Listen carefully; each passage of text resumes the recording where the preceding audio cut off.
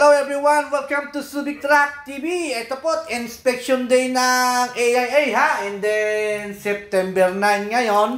And then tomorrow, September 10, last day ng inspection tomorrow ha. And then may inspectionin lang po tayong truck ha. Dito po sa AIA. And then sakto naman, biglang nasa auction tayo. Tumawag ang ating subscriber na taga Pangasinan. And then ito po sila, tinulungan na rin natin po silang inspection ng truck na hinahanap nila. Ito po yung mag-ama, and ito po yung tatay ng lalaki. Hello sir, mga sir ha. And then habang nag-inspection ko sa truck nila, and then pagkatapos, ako naman nag-inspection sa aking mga truck. Ang hinahanap ko, 6WG1 na 10-wheeler, wala silang available.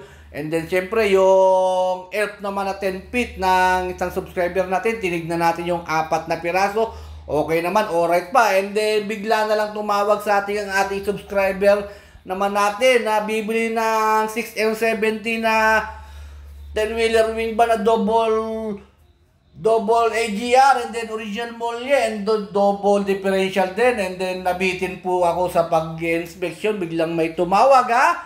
Kaya hindi natin pwedeng tanggihan yung mga tumatawag sa atin. Kaya po pinuntahan natin kaagad, and then eto po, nakabili kaagad siya ng truck na aking ipapakita sa inyo mamaya sa huling video. Ito po yung ELF na 10 feet na with lifter ka sa ating boss na 4 na piraso yan. Inspection ko, okay lahat yung 4 na yan, walang problema ha. Yung tawagan lang nyo ako sir sa akin yung details. Ito po, nabili po ng subscriber natin na tiga Bicol kanina, ngayong araw lang na ito ha. And then kaya nabitin po yung pag-ano ko sa auction, pagbibideo ko ha. And then ito lang muna ang aking munting video sa inyo ha. At pasensya na po kayo ha. Ito, abangan natin tong video na ito. Make over natin tong 6M70 na original molye, double differential, new face ha.